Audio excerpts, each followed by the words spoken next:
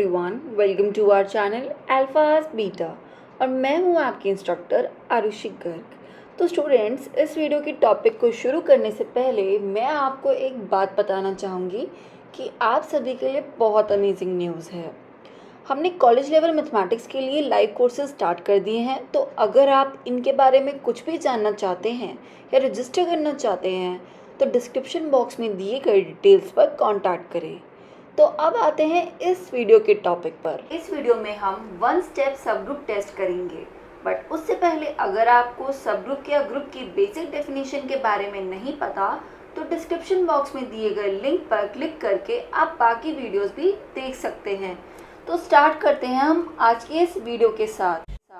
सब क्वेश्चन ये आता है कि अगर हमें कोई सबसेट गिवन होगा किसी भी ग्रुप का और हमें चेक करना होगा कि वो उसका सब ग्रुप है या नहीं, तो हम कैसे निकालेंगे? क्या हम उसकी डेफिनेशन का इस्तेमाल करेंगे? नहीं, इसके लिए हमारे पास 2 स्पेशल टेस्ट होते हैं, जिसमें सबसे पहले आता है 1 स्टेप सब ग्रुप टेस्ट और दूसरा आता है 2 स्टेप सब ग्रुप टेस्ट। बट इस वीडियो में हम फर्स्ट दैट इज 1 स्टेप सब ग्रुप टेस्ट की डेफिनेशन देखेंगे या स्टेटमेंट को समझेंगे और उसके बाद उसको प्रूफ करेंगे। So let's start with the video. तो सबसे पहले हमारा आता है 1 स्टेप टेस्ट। अब 1 स्टेप टेस्ट क्या होता है? यहाँ पे ये इसकी डेफिनेशन है। 1 स्टेप टेस्ट, 1 स्टेप टेस्ट कहता है let G be a group. मान लीजिए जी कोई ग्रुप है and H be any non empty subset of G, then H is subgroup of G if and only if AB inverse belong H for every A, B belong H। इसको थोड़ा explain करते हैं। मान लीजिए हमारे पास ये एक ग्रुप है, ग्रुप G, ठीक है, और इसका मैंने एक सबसेट ले लिया। ये हमारा इसका सबसेट है, सबसेट, और इसको नाम दे दिया H। वो कहता है कि जो ये सबसेट होगा वो ग्रुप सब ग्रुप का फॉर्म करेगा। वो ही कह रहा है, मान लीजिए इस सबसेट में से मैंने 2 एलिमेंट ले लिए A, B, ठीक है। अगर A, B कोई 2 एलिमेंट मैं इस सबसेट में से उठाती हूँ तो इन पे अगर ये वाला ऑपरेशन लगा दो A इंटू B का इनवर्स और ये भी बिलोंग कर जाए H में, तो मैं कह दूंगी H जो होगा वो ग्रुप G का सब ग्रुप होगा। क्या होगा? ग्रुप G का सब ग्रुप होगा। तो सबसे पहले हम ये देखेंगे कि हमें गिवन क्या है। गिवन मान लीजिए सबसे पहले हम ये लेट करते हैं कि जो H है वो सब ग्रुप है G का। तो हमें क्या प्रूफ करना होगा? हमें ये प्रूफ करना होगा कि अगर कोई 2 A, B बिलोंग करेंगे H में तो A, B इनवर्स भी बिलोंग करना चाहिए H में, क्योंकि B जो है वो G को भी बिलोंग करता होगा, ठीक है। तो उसका कुछ इनवर्स भी होगा क्योंकि G ग्रुप है। मान लीजिए B इनवर्स भी एग्जिस्ट कर रहा होगा। तो अगर मैं A को B इनवर्स के साथ मल्टीप्लाई कर दूं तो वो क्या करना चाहिए? वो भी बिलोंग करना चाहिए H को। मतलब A B inverse belong H for every A, B belong H। Proof में सबसे पहले हम ये देखते हैं, बिकॉज H इज अ सब ग्रुप ऑफ G। अभी हमें गिवन है तो हम इसको लेट करते हैं कि हाँ H सब ग्रुप है G का।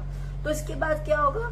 तो मतलब हम ये कह सकते हैं कि by definition H is itself a group, by definition, ठीक है ना। तो यहाँ पे ये चीज प्रूव हो गई। अब for every A, B belong H, मान लीजिए अब जितने भी एलिमेंट होंगे उसके अंदर A, B, ठीक है, उसमें से कोई ना कोई B इनवर्स B होगा जो H में बिलोंग करता होगा। क्योंकि H जो है वो ग्रुप है तो बाय इनवर्स प्रॉपर्टी B का भी इनवर्स बिलोंग करेगा H में।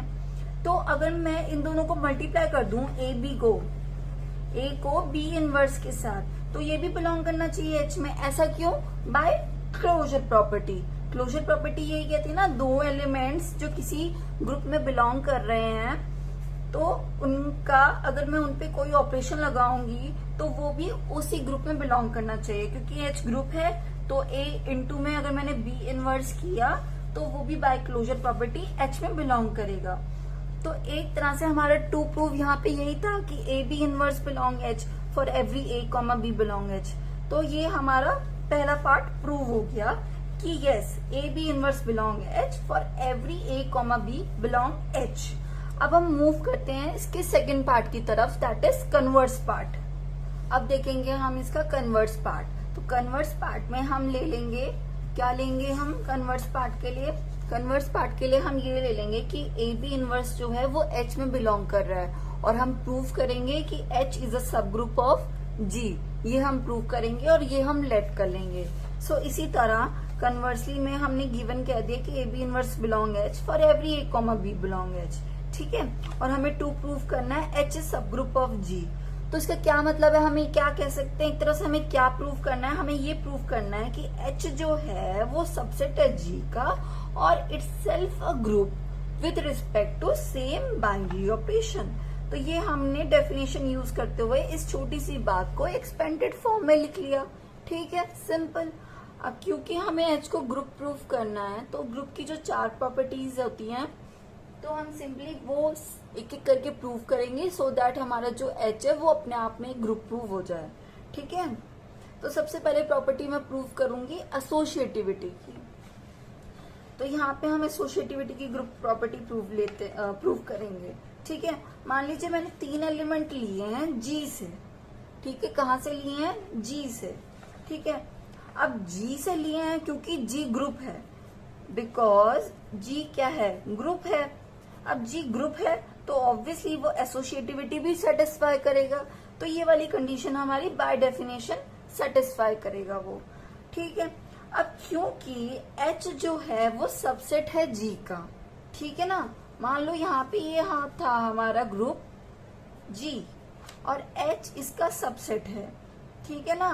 तो अब ग्रुप अपने सारे एलिमेंट्स, जी जो है अपने सारे एलिमेंट्स के लिए एसोसिएटिविटी सेटिस्फाई कर रहा है। अब क्योंकि एच उसके अंदर है तो जो एलिमेंट्स एच के अंदर होंगे वो जी वाले भी होंगे, तो मतलब उन पर भी एसोसिएटिविटी सेटिस्फाई होगी। Now A comma B comma C belong H. अब क्योंकि ये 3 एलिमेंट्स बी जी में होंगे and H is a subset of G, तो हम कह सकते हैं कि हाँ ये 3 एलिमेंट्स भी एसोसिएटिविटी सेटिस्फाई करेंगे। अब आते हैं हम अपनी सेकंड कंडीशन की तरफ, ठीक है। तो इस सेकंड कंडीशन में हम पहले ये प्रूव करेंगे कि आइडेंटिटी एग्जिस्ट करती है एच के लिए। तो सबसे पहले हमें गिवन क्या था कि ए बी इनवर्स बिलोंग करेगा एच में for every A comma B belong H, ये हमें गिवन था, ठीक है। मान लीजिए मैंने कोई एक एलिमेंट लिया एच से ए, ठीक है। एच से मान लीजिए मैंने कोई एक एलिमेंट लिया ए, उसको मैंने 2 टाइम्स ले लिया लेट अस सपोज, ठीक है। तो वो ये कह रहा है ए इंटू ए इनवर्स भी होगा वो एच में बिलोंग करेगा, ठीक है ना। अब आप ये सोचेंगे कि हमने ए का इनवर्स कैसे ले लिया।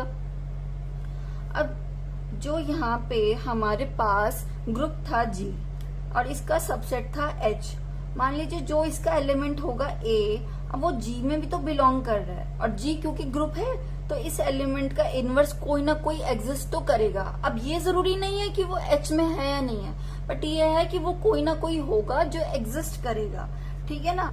यहाँ पे ए तो हमारा एच में बिलोंग कर ही रहा था और हमने अपर वाली कंडीशन को यूज किया और इस फैक्ट को यूज किया कि ए का कोई ना कोई इनवर्स तो एग्जिस्ट करेगा जी में, ठीक है ना।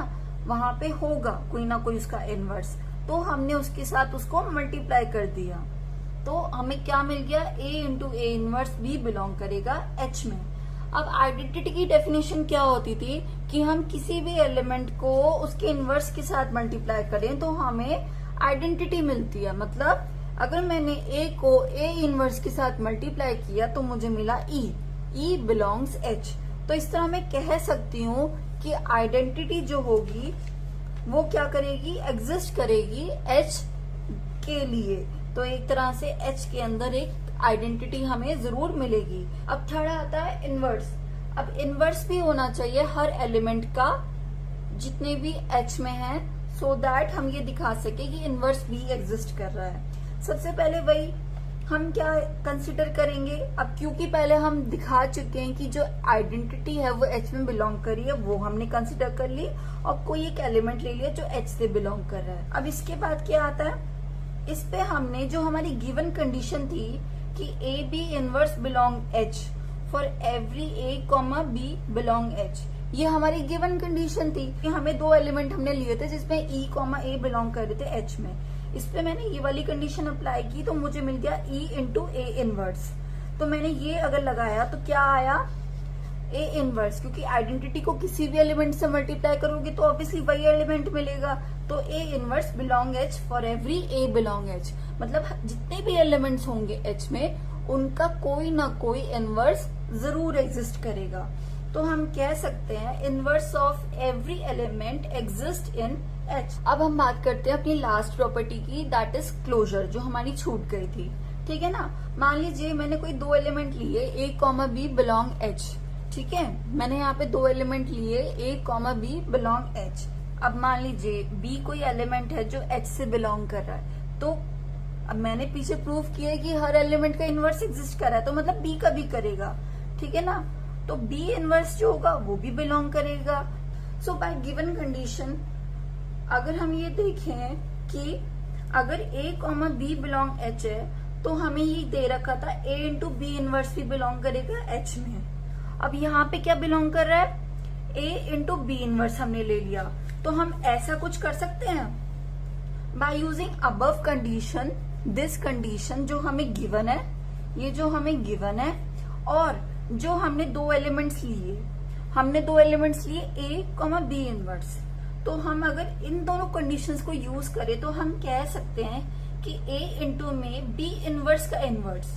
ठीक है, इस कंडीशन पे मैंने ये दो एलिमेंट्स यूज किए, इस पे मैंने ये कंडीशन लगा दी, तो ए इंटू बी इनवर्स का इनवर्स भी बिलोंग करेगा एच में। बी इनवर्स का इनवर्स बी होता है, तो ए इंटू बी भी बिलोंग करेगा एच में।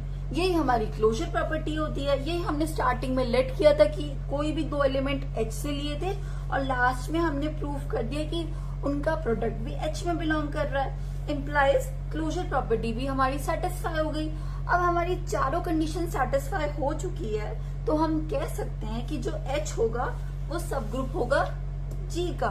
वो क्या होगा, सब ग्रुप होगा जी का। सो इस तरह हमारा वन स्टेप टेस्ट भी प्रूव हो गया। सो इस क्लास में हमने वन स्टेप टेस्ट की स्टेटमेंट को देखा और उसका प्रूफ भी किया। So that's all for this class. Next class में हम टू स्टेप टेस्ट करेंगे। Thank you so much.